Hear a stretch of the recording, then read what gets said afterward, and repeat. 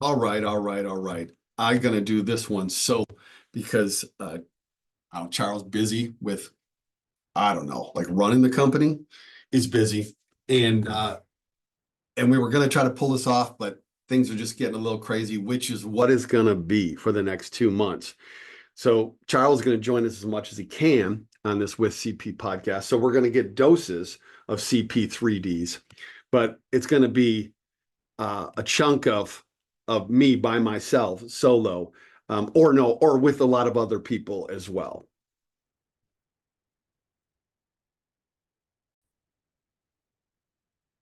So what I wanted to talk about today, and it is, by the way, August, it's not August, I'm like always a month behind, September 4th.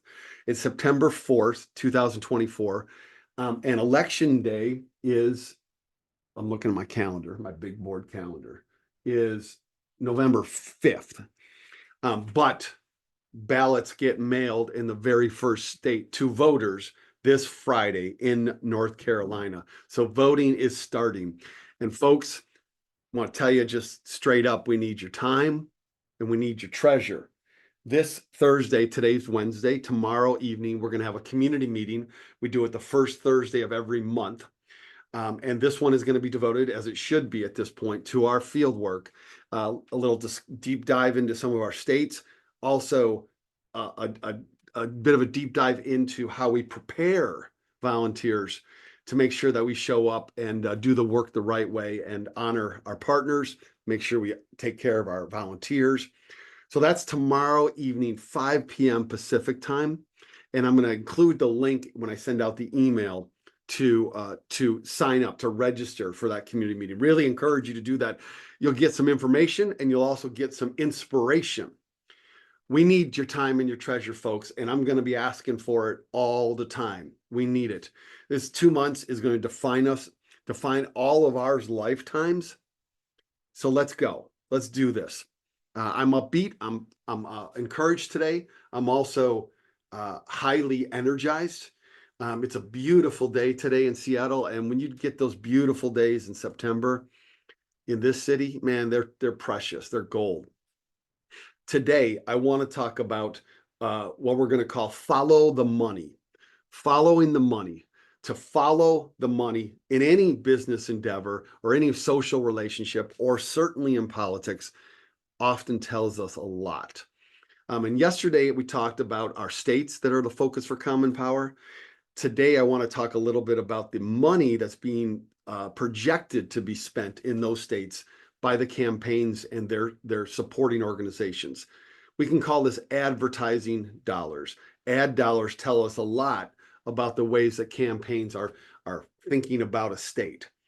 Is it a state where they are really invested? Is it a state where they're not putting much money in because they think either A, they got it in the bag, no problem, or B, it's a heavy lift and they don't want to distill their resources there? So we can look at advertising money, and it tells us it's one data point to understand the political ecosystem. And that's the way we go about things at Common Power, is we use a lot of data points. We use volunteer registration, volunteer signups for campaigns. We look at voter registrations in a state after a candidate declares, like Harris did. We look at money donated to campaigns, and the Democrats have been rolling in money, enormous funds going towards Harrison Walls and towards Senate races around the country. We look at polls. We look at the priorities of, we look at what pundits have to say about different states. We use all kinds of data points to assess how we think the landscape looks. And advertising spending is one of those. Using what we'll call this kind of multiple data point approach allows us to essentially never be too hung up on any single data point. When you find a pattern, when we find a pattern across all of these data points, that's when we begin to put stock and believe something's going on. And that's the way I teach. That's the way that I've analyzed politics ever since I really started to get involved in the political space in the mid 2000s, the 2004 presidential election. when I wrote a book that was about George Bush and the religious politics of the Bush administration, and immediately got like sucked into the vortex that is American national politics and culture war politics. I've always looked for patterns. It is the kind of like gold standard for me. Is I want to see patterns across these data, and when you begin to see patterns, then there's something there. One item or two items may be suggestive, but when you begin to see patterns across 5 or 6, 7 different data points, things begin to be meaningful. Follow the money is a terminology that comes out of a very famous movie.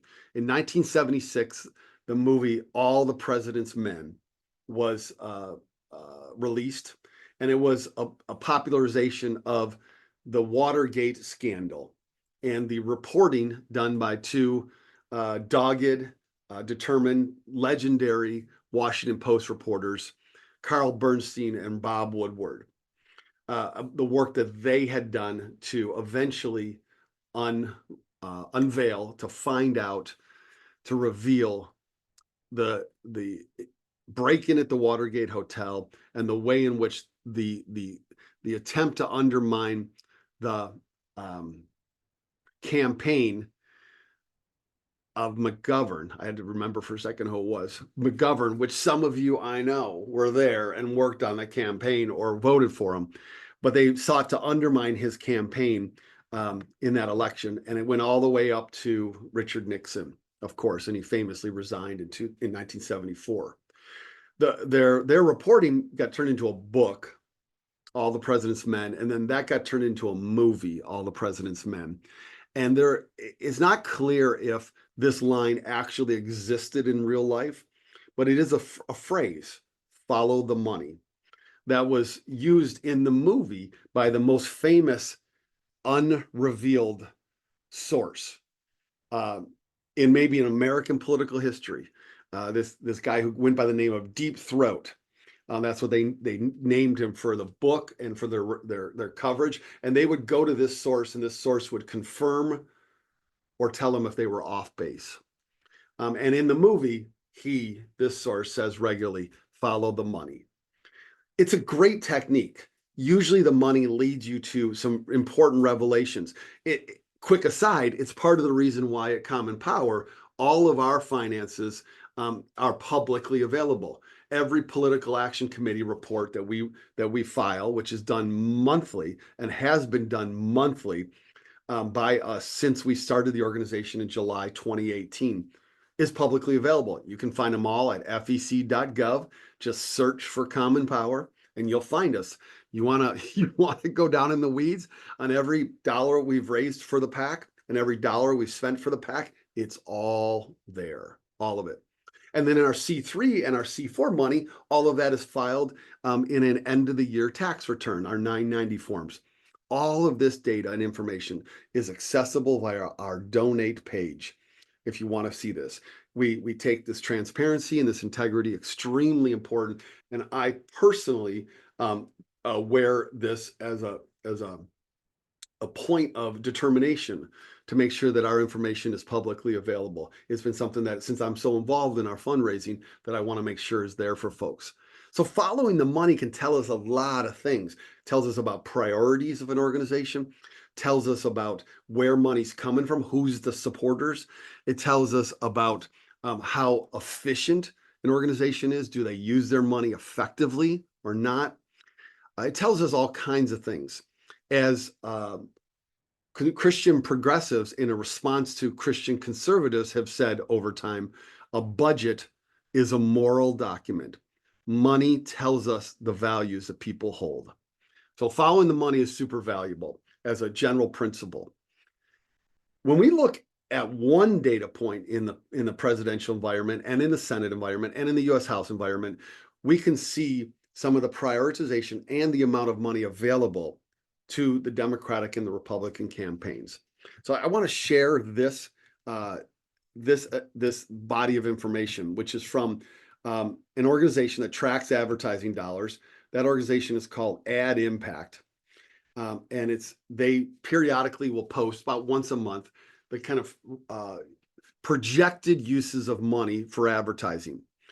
This is reservations, what I'm showing here, and I'll talk it through if you're listening to the podcast because you can't see it. But these are reservations made to spend advertising dollars in key presidential battleground states between Labor Day and Election Day. When you reserve time to run ads, you get guarantees from TV stations that you can run your ads when you want to run them. You pay for it, but you get the guarantee. It's just like any kind of reservation, like going to dinner for reservation. It gets you the guarantee that it's going to be there for you when you go. In political arenas, what's interesting is that the farther in advance you make your reservations, the lesser the cost for you, because the TV stations want to book these ads and have make sure that money's coming in. And so it's very common for political candidates and campaigns to book their ads way in advance. It's also the case that candidate and campaigns get a cheaper ad rate than super PACs who pay for ads as well. Super PACs have to pay a much higher rate to get that advertising. It's part of the kind of legal ways in which the government has made it easier for people to run for office, is they get to get a lower ad rate. But when you add together all of the spending, the projected spending by the candidates and by their super PAC supporters, you can get a sense of what kind of reservations are being made in the crucial states in this country. And we can look first at the presidency, and then we're going to look at the Senate, and then we're going to look at the House. All right. That's the focus today, is where are the campaigns putting their money over the next 2 months? Now, they can always add more, but it's not likely that the campaigns will add a ton more because the costs get very, very prohibitive the closer you get to the dates of the ads. So right here, we see Pennsylvania, Georgia, Michigan, Arizona, Wisconsin, North Carolina, Nevada, and then the Omaha market in Nebraska, which is a very competitive congressional district. Nebraska allocates its electoral votes by congressional district, and this one is very competitive, and indeed Biden won the Omaha district in 2020. We see in reservations made by the Harris-Walz campaign and by the Trump-Vance campaign and by their supporters that they have made almost identical dollars in reservations in Pennsylvania, 70.8 million to 70.6 million in future ad reservations. Hard stop for just 1 second, sidebar. We're not going to get focused on the fact that this is outrageous money. It can be used in so many other ways. True. Not the focus of this podcast. We're focusing just on the comparative emphases. Okay, in Pennsylvania, it's totally neck and neck. Each campaign is invested in it. It is not a hyperbole to say that this campaign, this presidential election, will be decided in Pennsylvania, which is why Walz is there today and tomorrow for his first visit to the state. He's been tasked with trying to campaign in the rural parts of Pennsylvania, which is everything mostly between Pittsburgh and Philadelphia, and why Harris will be there tomorrow and is going to spend the entire weekend there in the state campaigning while she prepares for the debate, the presidential debate that is Tuesday. Pennsylvania is crucial. And so each campaign is allocating similar amounts of tons of money. Georgia, almost identical also. Little bit more for the Democrats, but it's basically a wash. Each state putting more there. In 2020, the Republicans were putting more than the Democrats into Georgia. The fact that the Democrats are there now, even with Georgia, suggests that the Democrats see it as a winnable state. And I believe with Harris-Walz it is. But then things begin to get very different after those two states when we look across other states. In Michigan, the Dems have committed 55 million, and the Republicans have committed 6.6 million. It's 9 times more or 8 times more for the Democrats. In Arizona, it's 34.9 million for the Dems, essentially 10 million for the Republicans, 3.5 times more for the Dems. In Wisconsin, it's 33 million for the Dems, and it's 3.5 million for the Republicans. 9 times more for the Dems. In North Carolina, it's 26 million for the Dems, 2.8 million for the Republicans. 9 times, 8 times, 9 times more. There's a pretty consistent pattern here. In Nevada, it's 19.5 million for the Dems, and it's 1.4 million for the Republicans. It's about 10 times more, 11 times more, 12 times more for the Dems. That's a very clear pattern, folks, across each of the states besides Pennsylvania and Georgia. When you look at Michigan, Arizona, Wisconsin, North Carolina, and Nevada, 5 other crucial battleground states, the Dems are outspending the Republicans. We'll talk about why that is in just a quick second. In Omaha, that one congressional district in Nebraska, it's 7 million to 0 Democrats to Republicans. So the Republicans aren't even advertising there right now. It's all Democrats. How should we read these? How should we read these? Well, clearly we should read Georgia and Pennsylvania as the 2 crucial battleground states. If Harris and Walz win either of these, then it's very likely that they win. If Trump wins both of these, then he's got a good chance to win. All right. If Harris and Walz win either of them, then it's very, very, very likely they're going to win. If Trump wins both of them, then he's got a very good shot to win, but it's not quite as likely that he's going to win. But both of them are crucial. But Michigan, Arizona, Wisconsin, North Carolina, Nevada, also very important, maybe not as much of the key puzzle piece as Michigan or Pennsylvania, but not unimportant. So the fact that the Democrats have this massive advertising advantage in the presidential campaign in Michigan, Arizona, Wisconsin, North Carolina, Nevada, and Omaha, Nebraska tells us one of 2 things, and we just have to decide. We have to interpret it. It tells us either A, the Democrats feel very good about these and are investing there and thinking they can win, and the Republicans think that they have it locked down, so they don't even, in a positive way, so they don't even need to invest there. That's one possibility, that the Dems think they can win there, but the Republicans are very confident that they're going to win there, so they're not putting any money in there to defend. That's one possibility. A second possibility is that the Republicans don't really think they're gonna that they really think that they can win these states and they don't really need to put a lot of money there, whereas the Dems are nervous about them and they're putting a lot of money into them because they know how vitally important they are. And the Republicans are like, we're just don't really think that these are as important to us, and we think that if we're going to win in Pennsylvania and Georgia, that'll carry us through. All right. Either way, there is one other scenario too, actually. Well, the third scenario is that Republicans have less money in total than Democrats.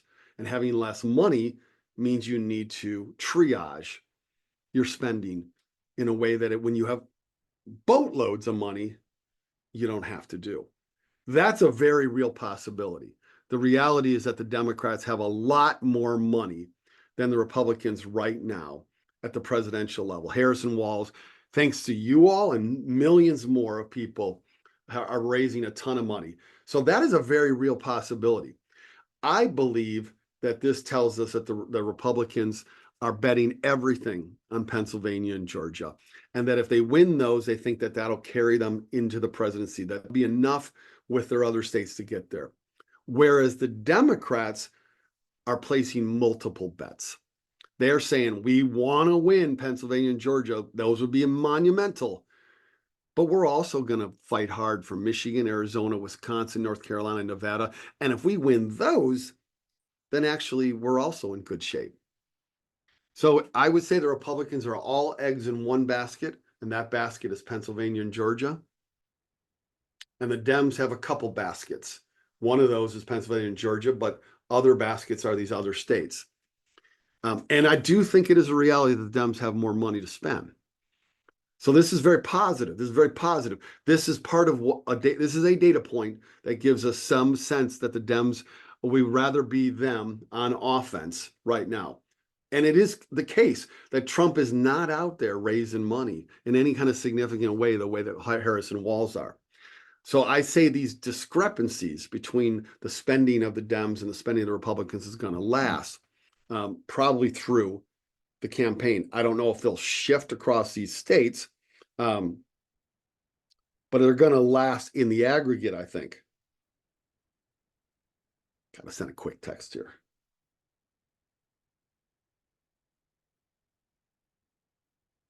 Okay. I want to now look at Senate races. So let's just scroll up to some more ad impact tweets, and we're going to look right here.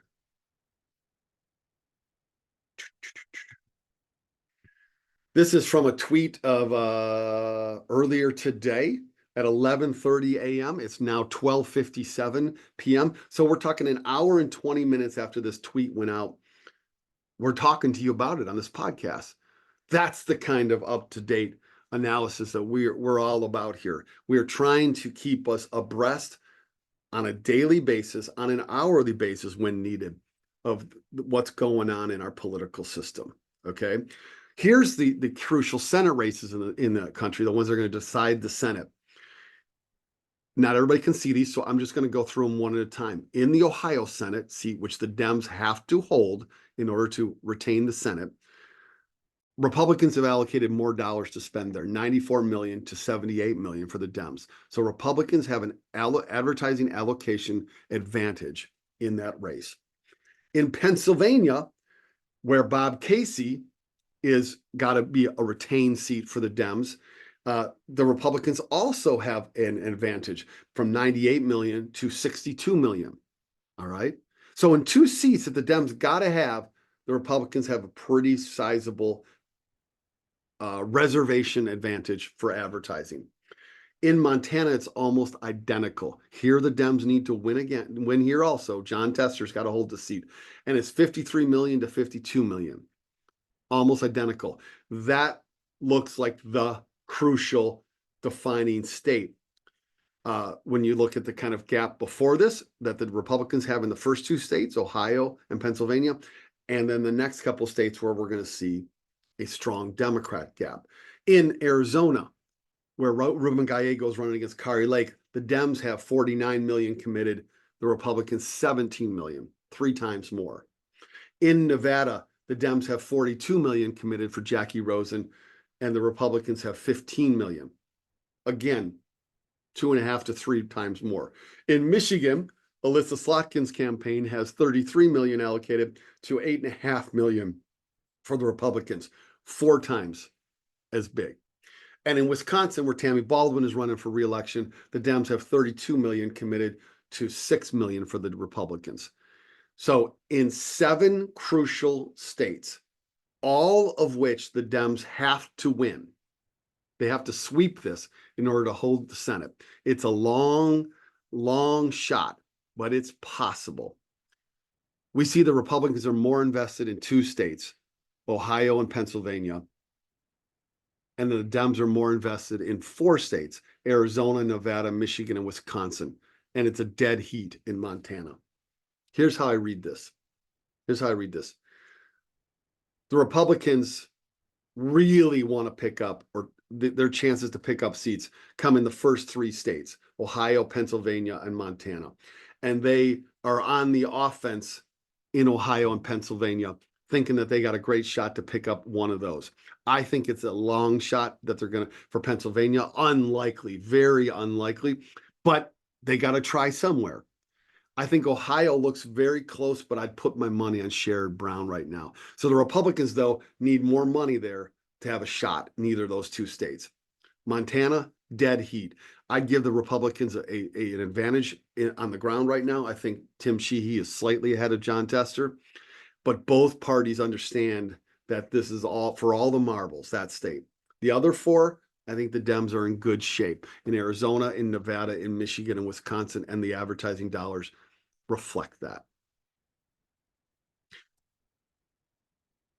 So at the presidential level, huge Democratic advantage, but a dead heat in Georgia and Pennsylvania. At the Senate level, Republican advantage because they're attempting to pick up seats in Ohio or Pennsylvania. Dems very much defending everywhere and feel pretty good about 4 seats in Arizona and Nevada, Michigan and Wisconsin. And for all the marbles, it's Montana. So if you're looking for an all the marbles Senate race through Common Power to engage in, it's Team Montana. All right.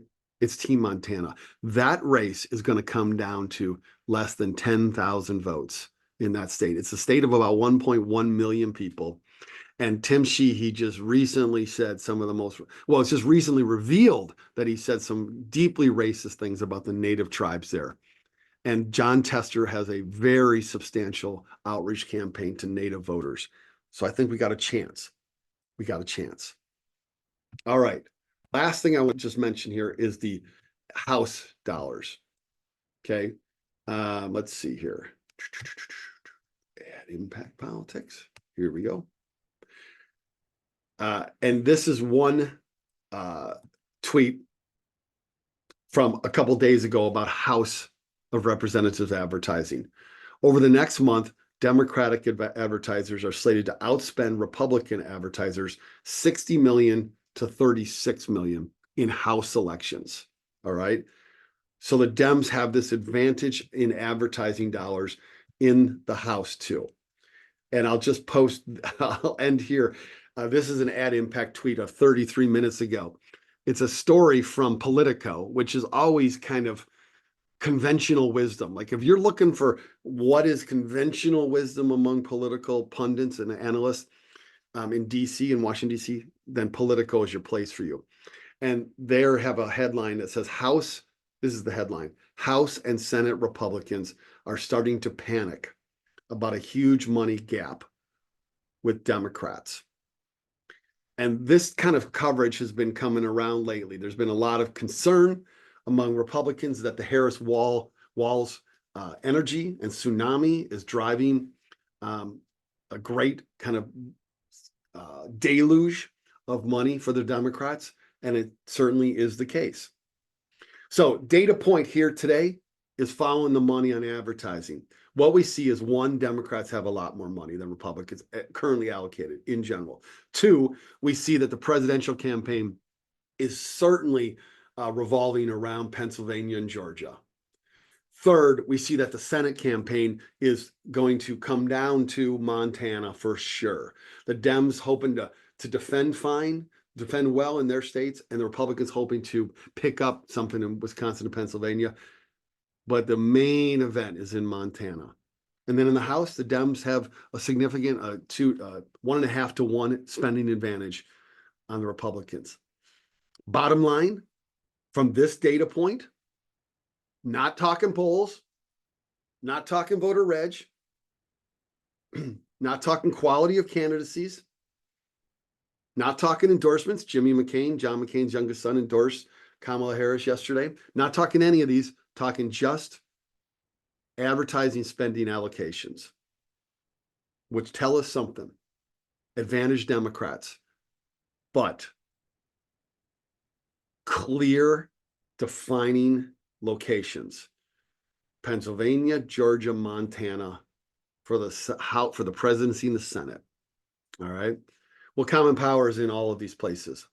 We need your time to do work there. We need your treasure to support our folks who travel. We need all of it. All right. 1 month to go. I'm sorry, 2 months to go. Ballots drop this Friday. Let's go, folks. All right. Let's go.